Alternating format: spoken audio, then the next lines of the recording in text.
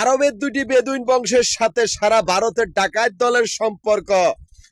সারা ভারতের হিন্দু ডাকাত দলগুলা আরবের দুটি বেদুইন বংশের সাথে যৌথভাবে একত্রিত হইয়া আমাদের ব্যবসায়িক ব্যাংকগুলোর কর্মচারী বা রাজা বাদশাহ খুন করে ওরা আমাদের ব্যাংকের ভিতরে কি আনন্দে ডুইকান খাইতাছে আমাদের ব্যবসা প্রতিষ্ঠানের অবৈধ টাকা।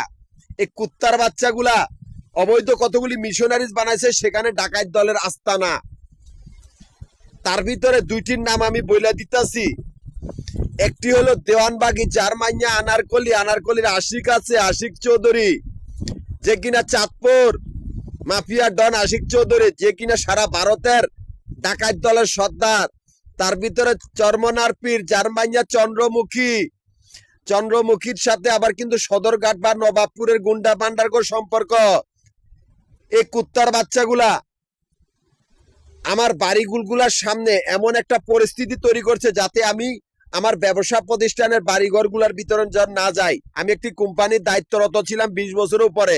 সেই কোম্পানির সমস্ত সম্পত্তির মালিক, এমনকি সেই কোম্পানির 3টি অফিস মিরপুর, নবাবপুর, মতিঝিল, এমনকি এই 3টা দিক থেকে আমার নামে সমস্ত কিছু দলিল করা হয়েছে। ওরা এমন একটা পরিস্থিতি তৈরি করছে যাতে আমার সমিতির কোম্পানির অফিসগুলোর ভিতর না যাই। এই কুত্তার বাচ্চাগুলা বেয়াদব, ওরা নিকৃষ্ট ডাকাত দল। ওদের মৃত্যু হবে একটা গোষ্ঠীর হাতে। আমিও একটা গোষ্ঠীর নেতা, যাদের সংখ্যা 200 কোটির উপরে, যারা সকলেই সমস্ত ব্যাংকের উপজাতি মিলিটারি।